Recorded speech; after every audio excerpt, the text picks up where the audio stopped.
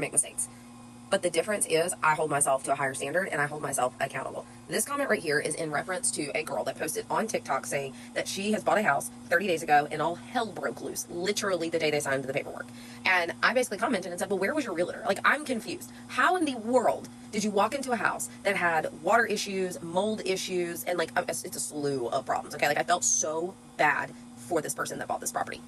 And the reason I felt bad is because I felt like what she was explaining could have been avoided, or in a lot of ways could have possibly been alleviated or had like forethought to try and alleviate this from even being a problem. This is a realtor, and her first thought is, how about we stop blaming the realtor? Well, I'm gonna blame the realtor. That's the problem, okay? Like, yes, there's other people in the transaction that are a problem, but that is the problem, is nobody's blaming the realtor and holding their butts accountable, okay? And I get it. Nobody's perfect. But if you're not holding yourself accountable and nobody else is holding you accountable, then you're going to keep doing things and it's going to keep causing people problems because you did not learn from it and have the forethought to say, I did that one time and that was an issue. So instead of that happening again, here's what we're going to do in the beginning to kind of catch these issues before they even come up.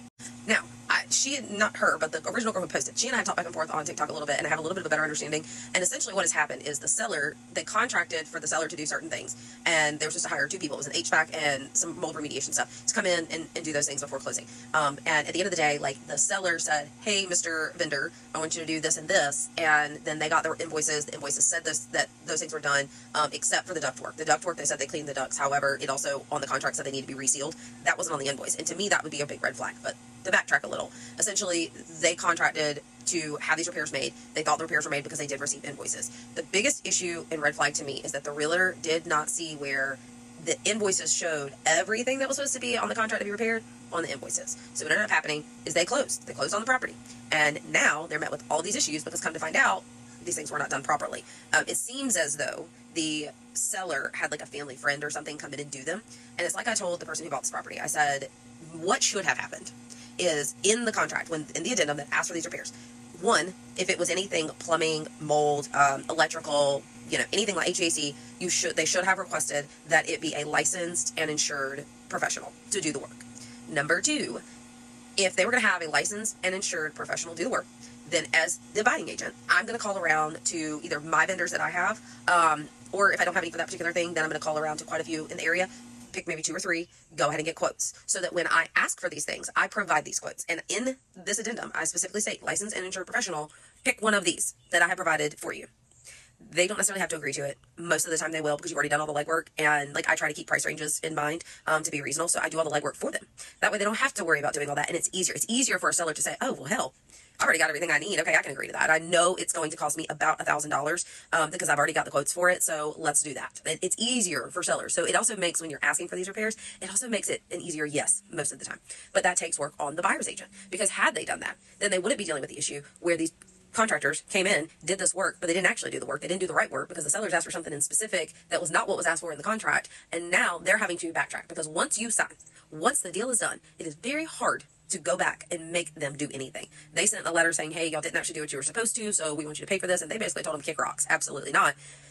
And unless the buyers fight it, the sellers have the right to do that, because the sellers had due diligence, at least in the state of Georgia. I can't remember where she's at, but at least in the state of Georgia, you can do your due diligence up until closing. So up until those papers are signed, you have the ability to do your due diligence on the property and inspect all of these things. So again, I get it.